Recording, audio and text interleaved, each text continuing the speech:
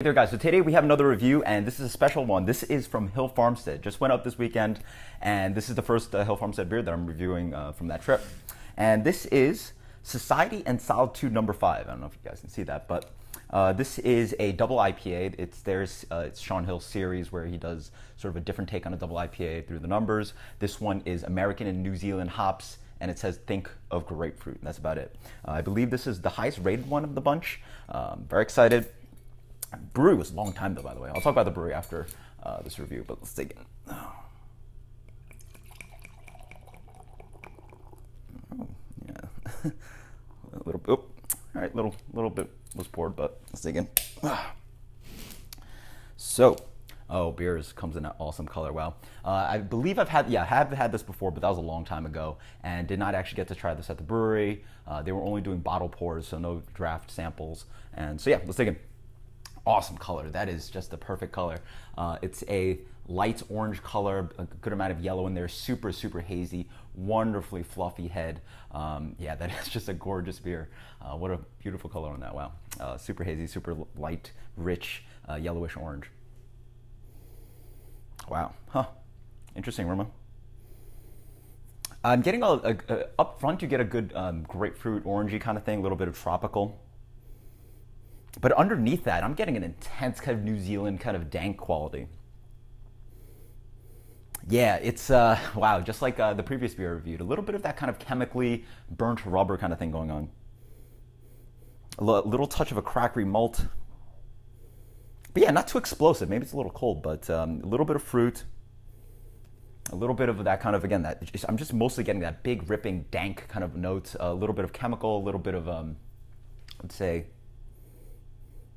a little bit of herbaceous, really like sharp herbaceous. Digs at the nose pretty aggressively. Cheers.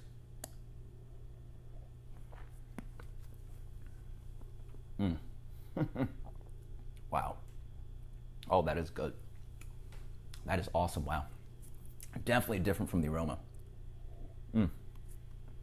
Up front. Oh, I am getting that dank flavor again. Big, sharp, dank flavor. Less, quote-unquote, chemically, more of this kind of really dried, herbaceous kind of note. Really like reasonably kind of almost astringent. New Zealand hops offer that sometimes.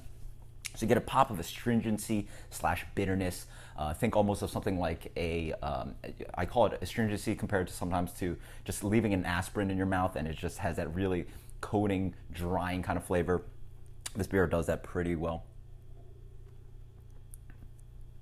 But then I'm getting also a really nice kind of note of candied grapefruit, candied, maybe tangerine, but maybe leaning towards a little bit of a kumquat / really dry, citrusy zest kind of thing. Very zesty.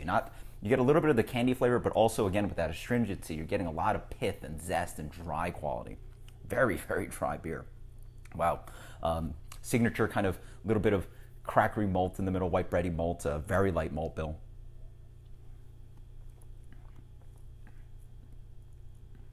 Yeah, nice and creamy mouthfeel.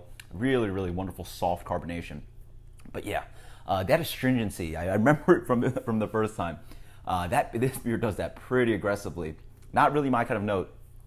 Again, it's not like a West Coast kind of bitterness, but the astringency almost imitates that pretty well, and it leaves a really big kind of cloying, kind of aggressive note left on the palate, and it stays. Yeah, definitely not my favorite of the Society and Solitude series, despite its rating. For rating, I just wish it was more juicy. It does everything that an amazing Sean Hill double IPA does: that malt bill, the creaminess, that nice juicy / candy kind of fruit quality, good amount of that. But in general, I'm just stuck with this kind of lingering, astringent, drying kind of note on the back end. You could even call it bitterness if you have bitterness, yeah. So as for rating, yeah, probably one of the lower double IPAs, or mid to low double IPAs from Sean that I've had. Let's go with something like a 97 minus.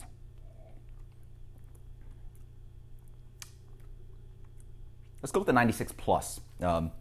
Yeah, usually I would rate a Hill Farmstead double IPA or hop IPA a little higher, but 97 plus, 96 plus sounds appropriate for me right now. If you want to know my opinions, five is Solitude 5 is one of my favorite beers ever. 4 is actually one of my favorite beers, along with 6. So it goes 4, 6, 1, and then 2.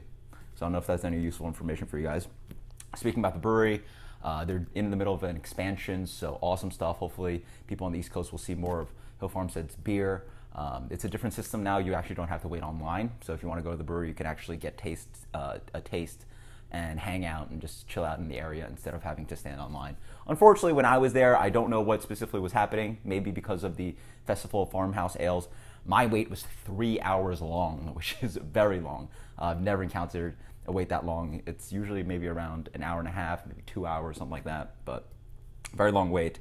I don't have any specific advice. If you want to go visit a brewery, probably you might want to aim for towards closing time, so 3, 4, 5 o'clock, 3, 4, 4:30, because it closes at 5. This way you get rid of the initial rush. I went at 1 and did not leave the brewery until 4, so a really long wait. But yeah, let me know if you guys have had any of Hill Farmstead's beer. If you guys have a different opinion about this beer, I'm very curious to hear about it. Until next time, guys, cheers. Later.